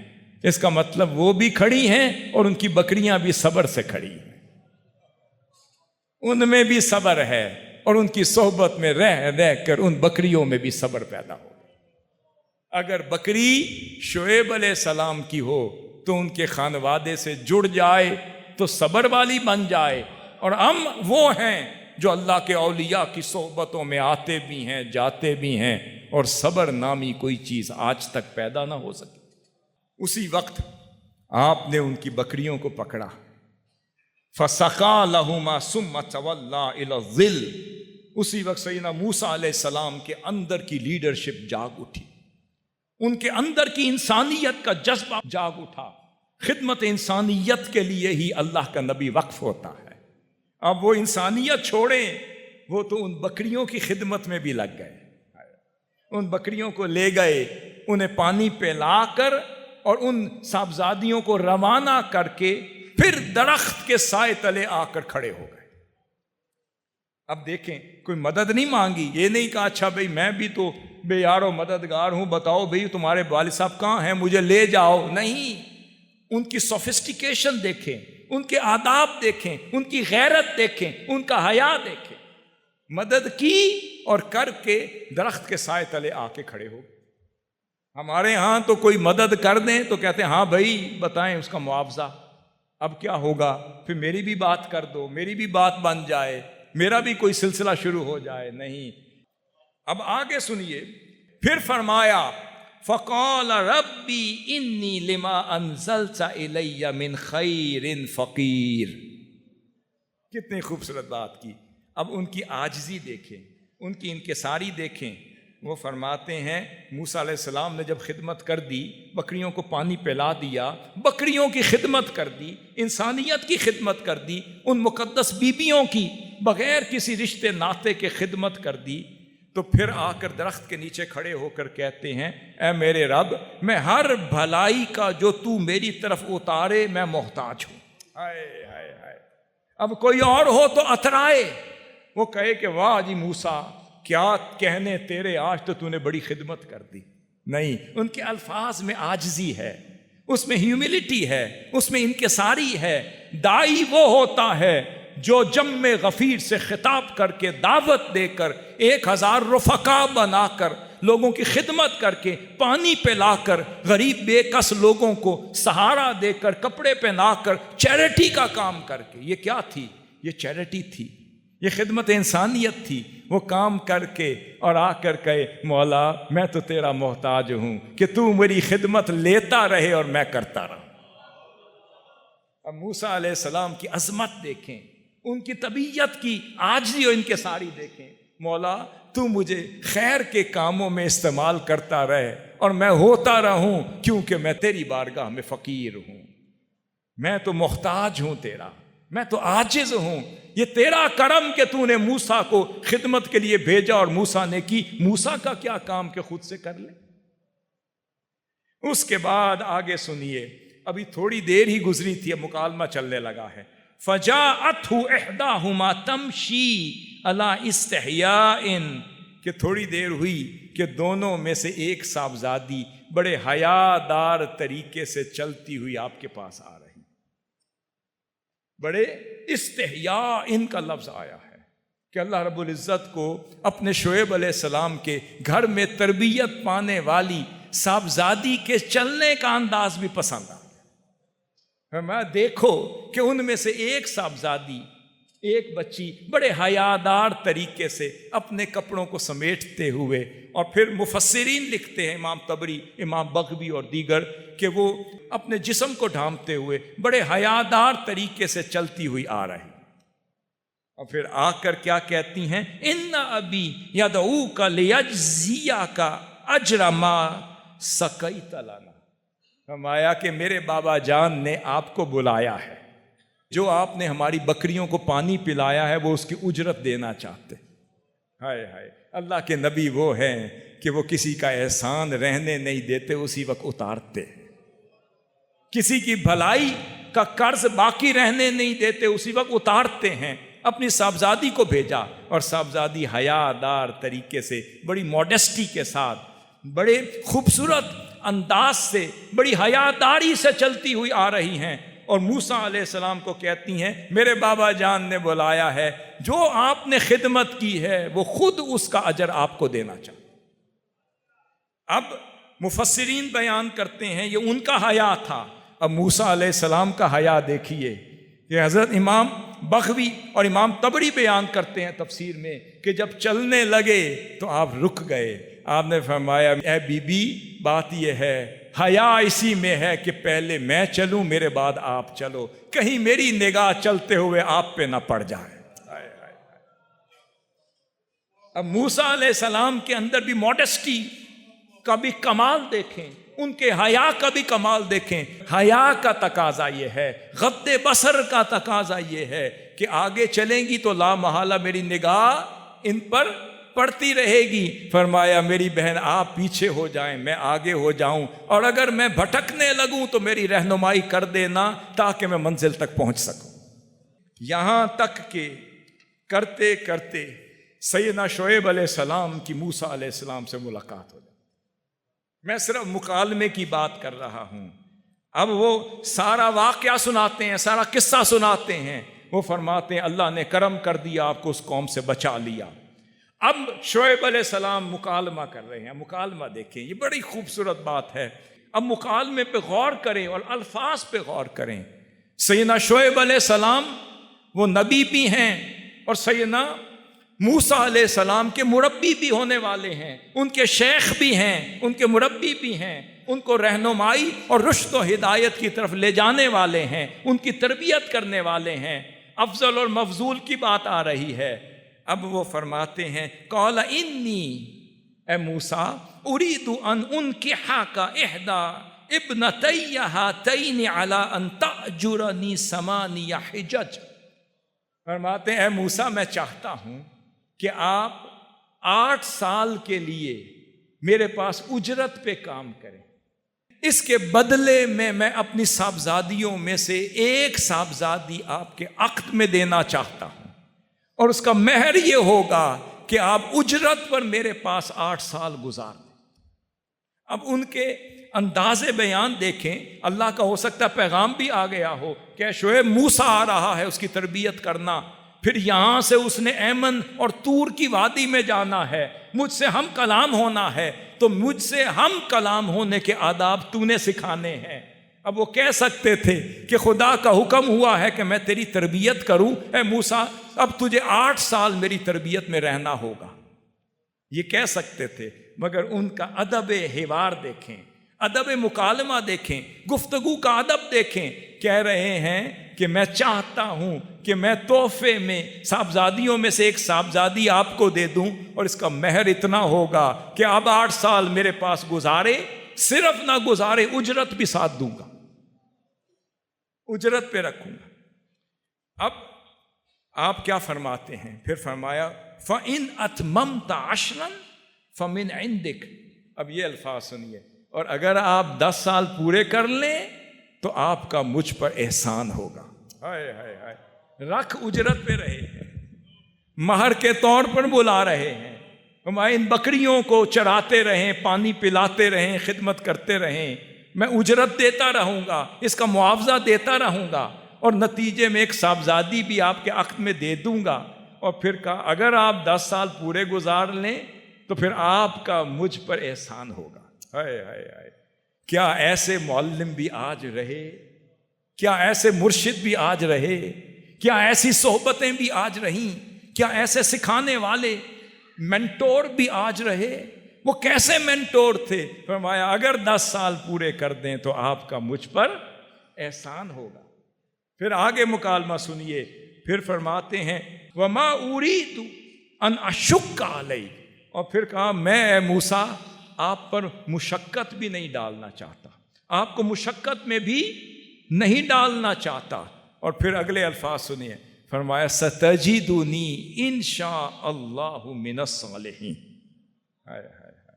فرمایا میں آپ کو مشقت میں نہیں ڈالنا چاہتا، بڑا اچھا وقت گزرے گا، بڑا پیار سے وقت گزرے گا، بڑے ادب و آداب والا وقت گزرے گا، بڑا خوبصورت وقت گزرے گا۔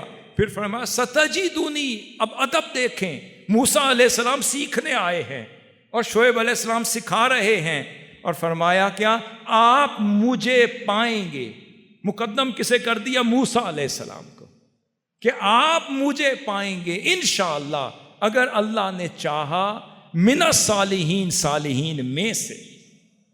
اب ان کی گفتار میں دیکھیں ادب، ان کے انداز میں دیکھیں ادب، ان کے بیان میں دیکھیں ادب، ان کے مکالمے میں دیکھیں ادب۔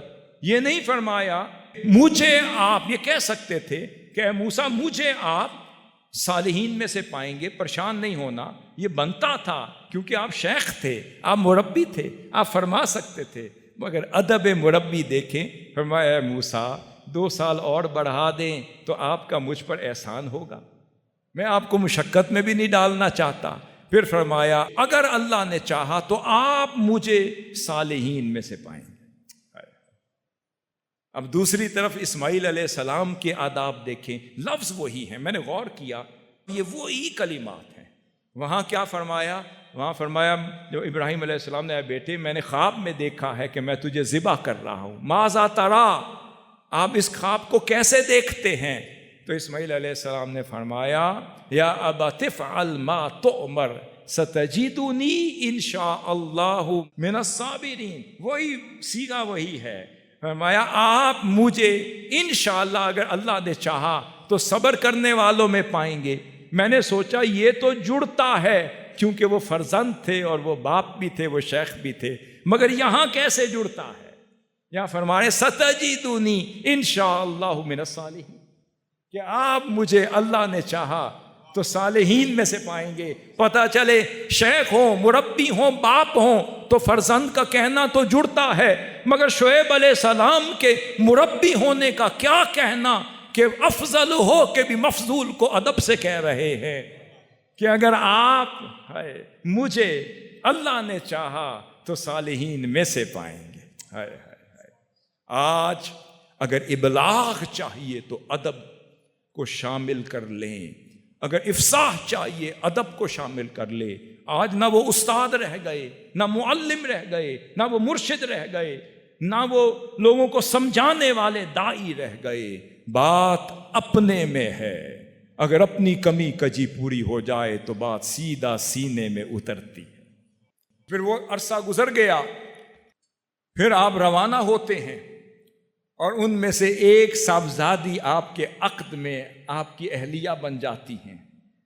اب روانہ ہوتے ہیں تو وادی ایمن کی طرف نگاہ جو ڈالتے ہیں، وہاں پر انس کا ایک شعلہ دیکھا اور کہنے لگے فقال لأہلہ امکثوا انی آنست نارا۔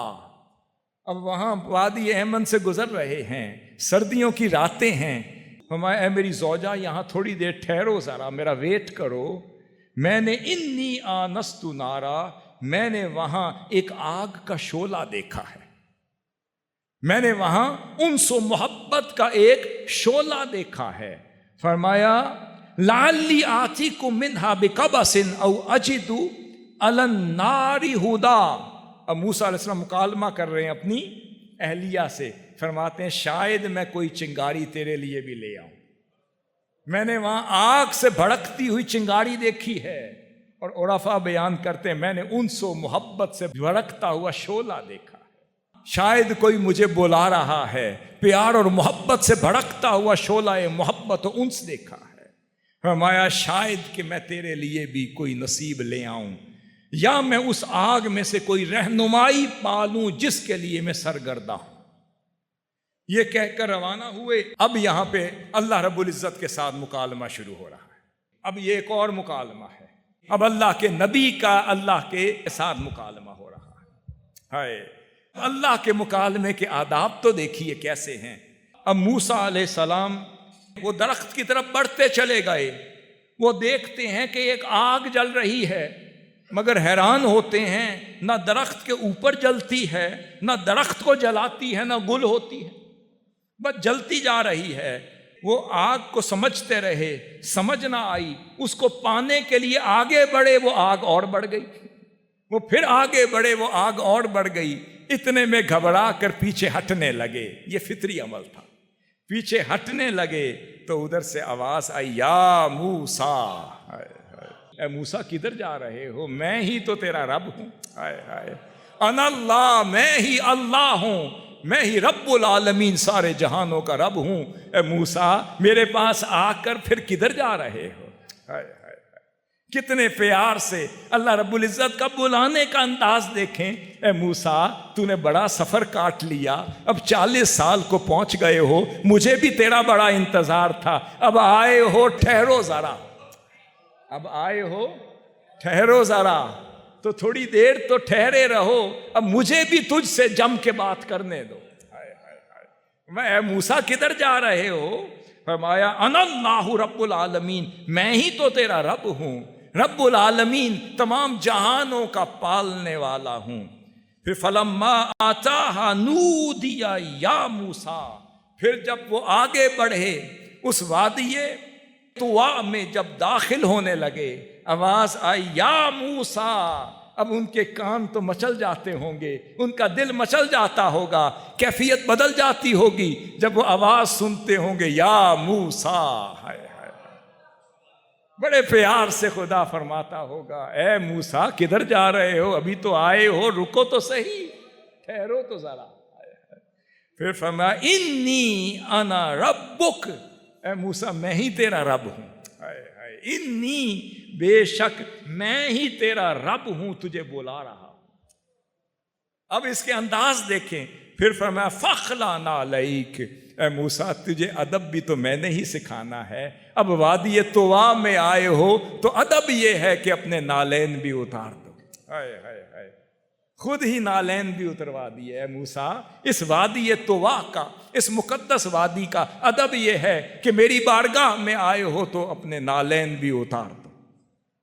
پھر فرمایا انک بالوادی المقدس طوا، کہ اب وادی مقدس طوا میں آئے ہو، اور پھر فرمایا وَأَنَا أَخْتَرْتُكَ فَاسْتَمِعْ لِمَا يُوحَىٰ، اے موسیٰ میں نے ہی تجھے چنا ہے، تجھے چنیدہ بنایا ہے، تجھے اپنی نبوت اور رسالت کے لیے چن لیا ہے۔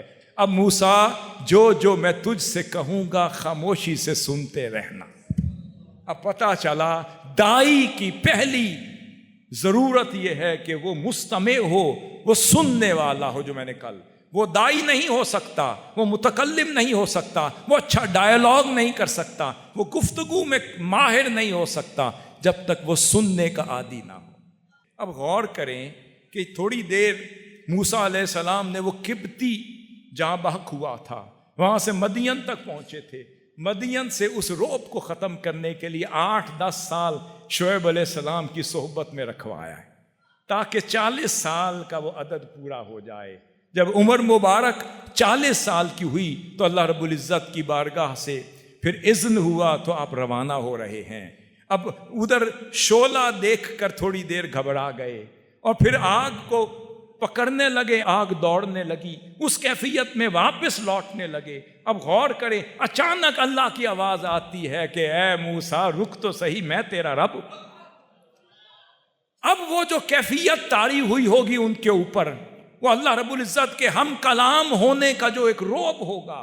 پتا چلا جب بڑوں کی بارگاہ میں جایا جاتا ہے تو رعب آپ نہیں، رعب وہ ختم کرتے ہیں، پھر وہ شفقت کی آغوش میں لے لیتے ہیں، وہ محبت کی آغوش میں لے لیتے ہیں۔ اس لیے دائی، مربی اور بڑا وہ ہوتا ہے جب چھوٹوں سے مخاطب ہو تو شفقت سے بات کرے، پیار سے بات کرے، اپنائیت سے بات کرے، ان سے بات کرے، اس کے انداز تکلم سے بات کرے اور بے تکلفی میں بات کرے۔ اب سنیں، اب اللہ رب العزت کو پتا ہے میرا موسیٰ گھبرا گیا ہے، اس پر میرے ہم کلام ہونے کا رعب بھی طاری ہے، اس پر میری آواز کا رعب بھی طاری ہے، اس کا ایک اورا ہے، ایک اوور ویلمنگ اثرات ہیں جو اس کے اوپر مرتب ہو رہے ہیں۔ اللہ نے فرمایا موسیٰ میری بات بعد میں سمجھے گا، پہلے اس کے اثرات تو زائل کروں۔ اب پہلی سنت الہی دیکھیں کہ اللہ رب العزت نے پہلے اپنی شفقت کے ذریعے سے، اپنے لطف کے ذریعے سے، اپنے رفق کے ذریعے سے، اپنے پیار کے ذریعے سے چاہا کہ میں موسیٰ علیہ السلام سے اپنے رعب کی چادر ہٹاؤں تاکہ وہ میری بات اچھی طرح سمجھ سکے۔ اب یہ ڈائیلاگ کے آداب ہیں، ایٹیکیٹس آف ڈائیلاگ۔ اگر کوئی شخصیت بڑی ہے تو یہ علی سبیل التنزل اس کے لیے فرض ہے، واجب ہے کہ وہ پیار محبت سے بات کرے، بے تکلفی میں بات کرے، اپنائیت کا احساس دلائے، اسے ایسا ڈائیلاگ کرے کہ رعب ختم ہو جائے، وہ اس کی بات سننے کے قابل ہو جائے۔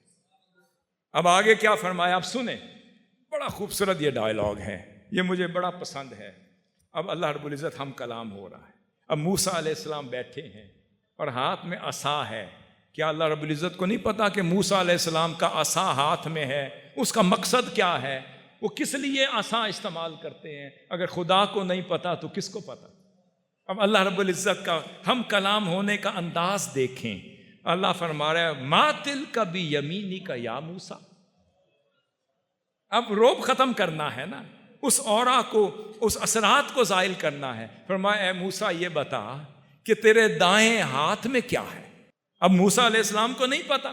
اس کا مطلب ہے کہ اس وقت تک ڈائیلاگ مکمل نہیں ہوتا جب تک آپ کامن انٹرسٹ کی بات نہ کریں۔ اب اللہ رب العزت نے کامن انٹرسٹ کی بات کی۔ فرمایا اے موسیٰ یہ تو بتا تیرے دائیں ہاتھ میں کیا ہے۔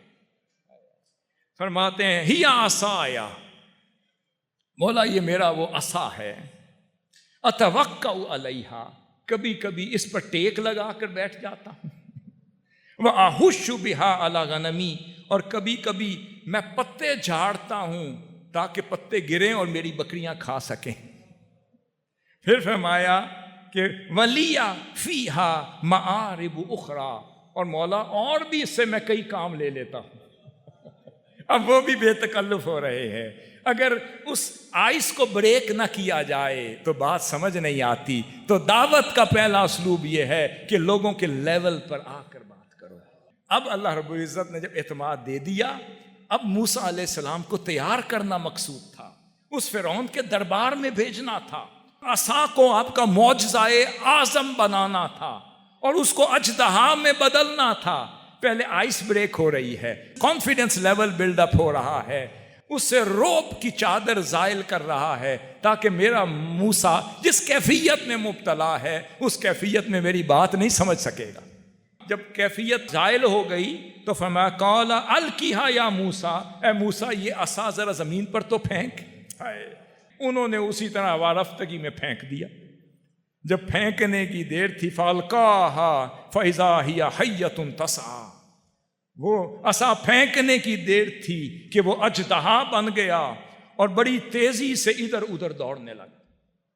اب اللہ رب العزت اپنی شان کے مطابق مسکرایا تو ہوگا، تو موسیٰ علیہ السلام کا فطری عمل تھا، ریئیکشن تھا، اٹس اے نیچرل ریئیکشن۔ جب دیکھا کہ وہ اژدہا بن گیا تو وہ اسی وقت پیچھے ہٹ گئے۔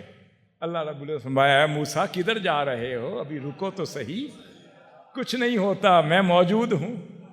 اب آپ دیکھیں ایک بچہ آپ کے ساتھ ہو، اچانک کوئی کتا چھوٹ جائے تو ایک نیچرل ریئیکشن ہوگا، بچہ دوڑے گا، باپ کہتا ہے بیٹے بھاگو نہیں، میں موجود ہوں۔ اللہ فرما رہا ہے موسیٰ آج بھی میں تجھے سکھا رہا ہوں، ریہرسل کروا رہا ہوں، وقت آئے گا فرعون کے جادوگر اپنی رسیاں پھینک دیں گے، وہ اژدہا بن جائیں گے، پھر اس وقت بھی تو اسی طرح ڈٹا رہے گا، کیونکہ آج ڈر گیا تو وہ تب بھی ڈر جائے گا، آج تیرا ڈر اتار رہا ہوں، آج تجھے آنے والے وقت کے لیے تیار کر رہا ہوں، تجھ میں جرت دے رہا ہوں، ریہرسل کروا رہا ہوں۔ پتہ چلا کوئی خطیب، کوئی متکلم اور کوئی ڈائیلاگ کا ماہر اور کوئی عالم، کوئی سپیکر اور کوئی معلم کامیاب نہیں ہو سکتا جب تک گھر میں ریہرسل کر کے نہ جائے۔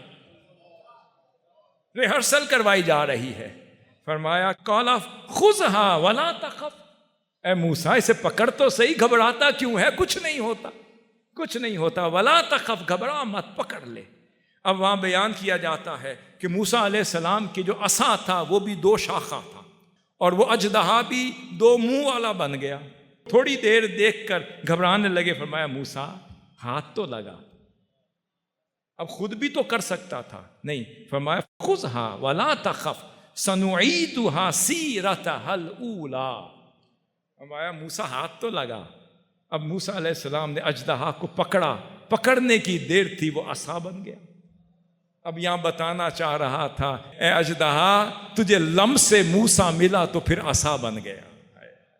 موسیٰ علیہ السلام کے لمس کی برکت سے پہلے عصا تھا، پھر اژدہا بنا دیا۔ اس کا مطلب ہے جیسے وہ جادو کی چھڑی نہیں ہوتی، بٹن دبائے یہ بن گئے، بٹن دبائے یہ بن گئے۔ میں موسیٰ یہ ساری چھڑیاں تیرے لیے ہیں، یہ تیرا معجزہ اکبر ہوگا۔ پھر ہاتھ لگایا، وہ دوبارہ عصا میں بدل گیا۔ پھر فرمایا وَأْتْمُمْ يَدَكَ إِلَىٰ جَنَاحِكَ، فرمایا اے موسیٰ اب اپنے ہاتھ کو اپنی بغل میں تو ڈال۔ وہ بغل میں ڈالا، پھر جب نکالا فرمایا تخرج بیضاء من غیر سوء آیۃ اخری، فرمایا پھر نکال، جب نکالا تو وہ سفید، شفاف سفید، بغیر کسی بیماری کے چمکتا دمکتا سفید رنگ کا ہاتھ ہو گیا۔ فرمایا موسیٰ یہ 2 نشانیاں ہم تجھے دیکھ کر بھیج رہے ہیں۔ حاضرین محترم، اس کے بعد ہم اگلی گفتگو میں فرعون کے ساتھ مکالمے کے واقعات کا بھی ذکر کریں گے، اور پھر سیدنا موسیٰ علیہ السلام کے کچھ اور مکالمات جو اللہ رب العزت کے ساتھ ہوئے اس کا بھی ذکر کریں گے، اور پھر اس حوار کے ذیل میں پھر آقا صلی اللہ علیہ وسلم کا انداز تربیت کو بھی ہم زیر گفتگو لائیں گے کہ آقا صلی اللہ علیہ وسلم کا انداز تربیت، انداز مکالمہ بھی کیا تھا، اور پھر اس کی بھی چند شانوں کا ذکر کرتے ہوئے پھر اس کو پائے تکمیل تک انشاءاللہ پہنچانے کی کوشش کریں گے۔ جو کچھ ہم نے سنا ہے، بیان کیا ہے، اللہ رب العزت اس کے بدولت ہمیں اچھا داعی، اچھا متکلم اور ڈائیلاگ کے آداب سیکھنے، سکھانے اور لوگوں سے مخاطب ہونے کے طریقے سکھانے کی توفیق عطا فرمائے اور سیکھنے کی توفیق عطا فرمائے۔ وما علیہ الا البلاغ المبین۔